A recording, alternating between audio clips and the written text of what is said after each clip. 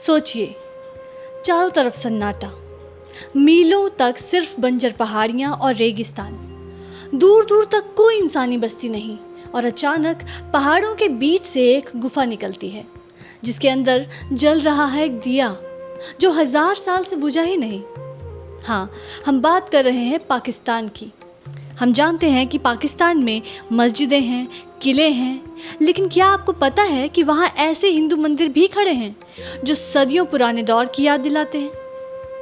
कुछ समुद्र के किनारे लहरों से लड़ रहे हैं, तो कुछ शहरों की भीड़ में चुपचाप इतिहास की गवाही दे रहे हैं। लेकिन सबसे बड़ा सवाल, पाकिस्तान के इन हिस्टोरिक मंदिरों की कोई बात क्यों नहीं करता? जब 1947 में रेड क्लिफ लाइन खींची गई तो सिर्फ ज़मीन और नदियां ही नहीं बची, बल्कि हज़ारों साल का इतिहास भी रातों रात तकसीम हो गया। आज के इस वीडियो में हम सिर्फ नक्शों पर सफ़र नहीं करेंगे, बल्कि इतिहास, आर्किटेक्चर और दुर्लभ आर्काइवल तस्वीरों के जरिए चलेंगे पाकिस्तान के 5 खास रहस्यमयी और ऐतिहासिक मंदिरों के सफ़र पर। शुरुआत करते हैं एक ऐसी जगह से जो मंदिरों के हर पारंपरिक नियम को तोड़ देती है। देखिए, जब हम किसी मंदिर की कल्पना करते हैं तो दिमाग में ऊंचे शिखर, नक्काशीदार खंबे और संगमरमर की मूर्तियां आती हैं, सही? लेकिन बलोचिस्तान के हिंगोल नेशनल पार्क में बसा हिंगलाज माता का मंदिर किसी इंसान ने नहीं, बल्कि खुद कुदरत ने बनाया है। यहाँ कोई इमारत नहीं है, एक प्राकृतिक चट्टानी गुफा ही इसका मुख्य गर्भगृह है। मंदिर के अंदर जाने के लिए बेहद संकरा रास्ता है, जहाँ नक्काशीदार दरवाजे नहीं, बल्कि सिर्फ ऊबड़ खाबड़ पत्थर हैं। और अंदर देवी की कोई तराशी हुई मूर्ति नहीं है, बल्कि सिंदूर से ढका हुआ एक प्राकृतिक पत्थर है। धार्मिक मान्यता ये है कि सती का सर यहीं गिरा था, इसीलिए ये 51 शक्तिपीठों में से एक बन गया। लेकिन इसकी सबसे खूबसूरत बात जानते हैं क्या है? स्थानीय बलोच मुस्लिम इसे बेहद अकीदत से नानी मंदिर या फिर नानी पीर कहकर बुलाते हैं। इतिहासकार मानते हैं कि नानी नाम का कनेक्शन प्राचीन बैक्टीरियन देवी नाना और बेबीलोन की देवी ननाया से है। यानी ये जगह सिर्फ एक धर्म की ही नहीं, बल्कि हजारों साल पुरानी मानवीय आस्थाओं के मिलने जुलने का सबूत है। अब चलिए पंजाब के चकवाल जिले में, जहां पत्थरों पर उकेरी गई है एक सदियों पुरानी दास्तान, कटास राज। इस पूरे मंदिर कॉम्प्लेक्स की आत्मा है इसका एक पवित्र तालाब। पौराणिक कथाओं के अनुसार जब देवी सती के वियोग में भगवान शिव ने आंसू बहाए थे तो उनके आंसुओं से ये कुंड बना, जिसको आज हम कटास कुंड कहते हैं। लेकिन अगर आप इसका आर्किटेक्चर देखेंगे तो आपका पूरा दिमाग घूम जाएगा। 6वीं से 10वीं सदी के बीच हिंदू शाही राजवंश द्वारा बनाए गए इन कटास राज मंदिरों में उत्तर भारतीय नागर शैली और कश्मीरी नक्काशी का ऐसा संगम है जो दुनिया में कहीं और देखने को नहीं मिलता।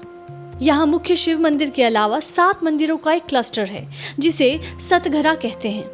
मज़े की बात यह है कि नागर शैली के मंदिरों के ऊपर आपको इस्लामिक स्टाइल के गुंबद यानी डोम्स भी मिलेंगे।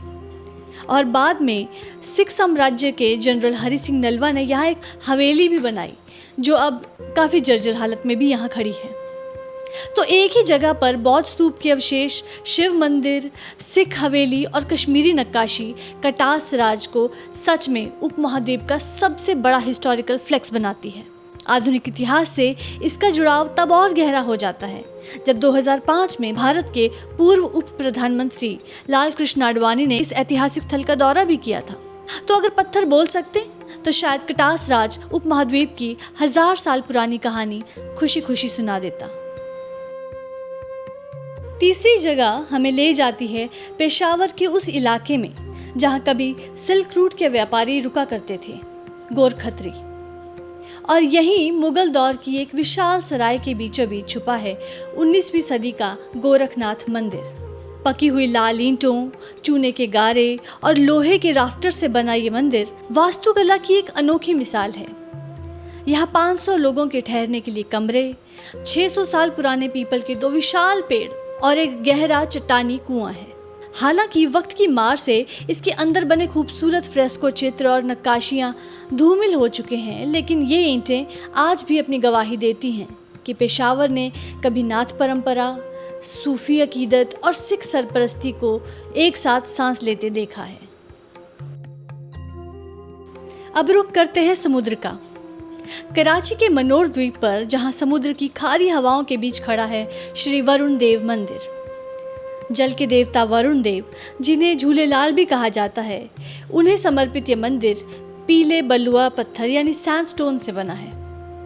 इसके प्लिंथ से लेकर शिखर की चोटी तक उठते हुए पत्थर ऐसे ढालदार शेप में तराशे गए हैं कि जो देखने में किसी मॉडर्न आर्ट से कम नहीं लगते। मंदिर का अंदरूनी आंगन काले और सफ़ेद संगमरमर से सजा है। और हैरान कर देने वाली बात जानते हैं क्या है? लगभग 500 सालों से इस मंदिर की छत से पानी की एक बूंद भी अंदर नहीं टपकी है। मानो खुद समुद्र के देवता ने अपने घर को सीपेज से बचा कर रखा हो। 2016 में यूएस एम्बेसडर फंड और स्थानीय लोगों ने मिलकर इस मंदिर का जीर्णोद्धार किया, जिससे इसका खोया हुआ वैभव कुछ हद तक वापस लौटा। और आखिर में सिंध के सुक्कड़ में रोहड़ी की पहाड़ियों के बीच छुपा है कालका गुफा मंदिर। ये मंदिर चूना पत्थर यानी लाइमस्टोन की एक प्राकृतिक गुफा के अंदर बना है। इस गुफा का प्रवेश द्वार इतना नीचा है, इतना संकरा है, महज 5 से 6 फुट, कि आपको झुककर अंदर जाना पड़ता है। अंधेरी गुफा के भीतर जैसे ही आप पहुंचते हैं तो दियों की धीमी रोशनी में माँ काली की प्रतिमा स्थापित नजर आती है। 1920 के दशक में यहाँ एक सिंधी व्यापारी ने बाहरी ढांचा बनवाया था, लेकिन अंदर का शांत आध्यात्मिक माहौल आज भी सदियों पुराना है। यहाँ स्थानीय मुस्लिम भी उतनी ही श्रद्धा से आते हैं जितनी आस्था से हिंदू श्रद्धालु। बलोचिस्तान के रेगिस्तान से लेकर पेशावर की गलियों और कराची के समुद्र तक ये मंदिर सिर्फ ईंट और पत्थरों के ढांचे नहीं हैं। ये उस सांझी विरासत के निशान हैं जिसे सरहदें कभी पूरी तरह मिटा ही नहीं सकी। इतिहास बदला, नक्शे बदले, लोग बदले, लेकिन ये प्राचीन दीवारें ये आज भी वहीं की वहीं खड़ी हैं, चुपचाप उस दौर की कहानी सुनाते हुए जब ये ज़मीन सबको एक साथ जोड़ कर रखती थी। तो वापस आते हैं उसी सवाल पर कि पाकिस्तान के इन हिस्टोरिक मंदिरों की कोई ज़्यादा बात क्यों नहीं करता। शायद इसीलिए क्योंकि हम इतिहास को सिर्फ अपनी अपनी सरहदों के चश्मे से देखने के आदी हैं। आपको इनमें से किस मंदिर का इतिहास सबसे दिलचस्प लगा? कमेंट्स में अपनी राय ज़रूर शेयर कीजिएगा। तो हम मिलते हैं आपसे अगले वीडियो में, तब तक के लिए जय हिंद।